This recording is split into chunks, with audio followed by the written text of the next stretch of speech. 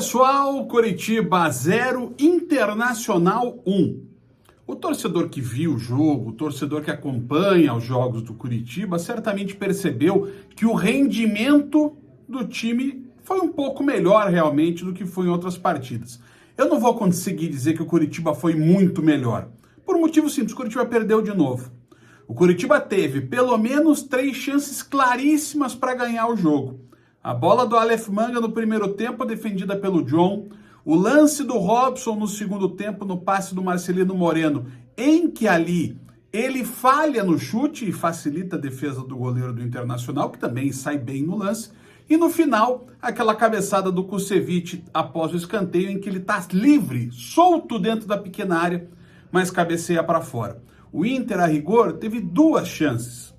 Uma delas fez o gol de pênalti do Pedro Henrique. Pênalti no qual não há discussão. Jean Pedroso acabou sendo imprudente no lance, fez o pênalti, o Pedro Henrique cobrou e fez o gol da vitória do Internacional. E a segunda chance, que foi um chute do Alan Patrick, foi depois do gol. Portanto, até o gol do Internacional, o Coritiba era melhor do que o Inter. Só que o Coritiba claramente mostrou, mais uma vez, a sua crise de confiança e também a sua crise técnica em campo.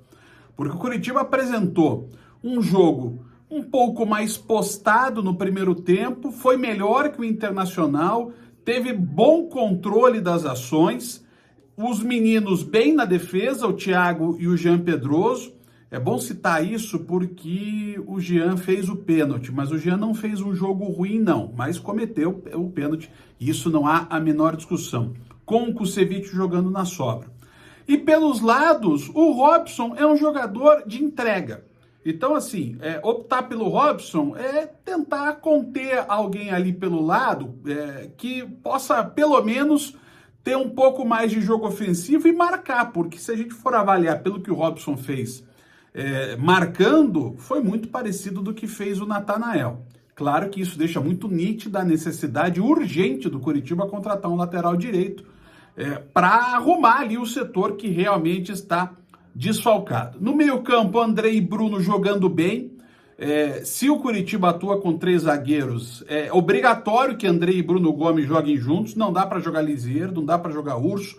O William, que é um jogador que é útil, mas nesse caso não precisa dele, porque já tem 3 zagueiros lá atrás.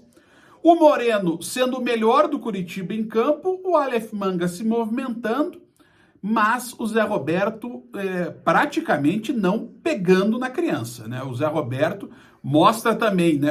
Hoje ficou muito evidente, absurdamente evidente, como o Coritiba precisa urgente de um lateral direito e de um centroavante. É claro que precisa bem mais, mas o jogo de hoje apresentou esses detalhes. O Coritiba marcava, o Inter também não jogava bem, né? E isso eu também posso dizer para vocês que isso eu trago de pessoas que acompanham normalmente o Inter, de colegas que acompanham o Inter, que vêm falando que o Inter não tem tido um bom futebol. E, de novo, não apresentou esse bom futebol contra o Coritiba. Só que o Coritiba criou, teve 9 finalizações, algumas no gol, algumas que o John não teve dificuldade em defender, outras para fora, e aquele lance do Aleph Manga em que o John faz uma defesa. Até na transmissão do Sport TV, o Dodô explicava a questão de tocar para o lado ou para o outro, mas de qualquer maneira o Manga tentou e o John defendeu. Aí começa a terceira grande carência do Coritiba no jogo, que ficou evidenciada: o treinador. O Mano Menezes começa a trabalhar o Internacional ainda no primeiro tempo. E ele tira o Gustavo Campanharo, que é um jogador mais de projeção, por um jogador mais de drible, mais de condução de bola, que é o Jean Dias. E aí o que faz o Internacional? Começa a tentar prender as principais peças do Coritiba. O Bruno começa a ter mais dificuldades, o Moreno passa a ser um pouco mais marcado, tanto que quando vem o segundo tempo e o Inter se encaixa defensivamente, encaixa o seu sistema de marcação, o Moreno aparece menos, mas claro, aparece de forma brilhante naquele passe para o Robson, que o Robson acabou não complementando. E aí o Inter prendeu o Coritiba. O Coritiba, que fez um primeiro tempo de razoável para bom, Eu não consigo dizer que da forma que o Curitiba vem jogando, é claro que foi melhor do que aconteceu em outras partidas, mas ainda está longe do ideal, porque o Curitiba não faz gol. E ali o Inter prendeu o Curitiba. Então o Curitiba, que teve o domínio do primeiro tempo, não conseguiu arrumar-se no segundo tempo.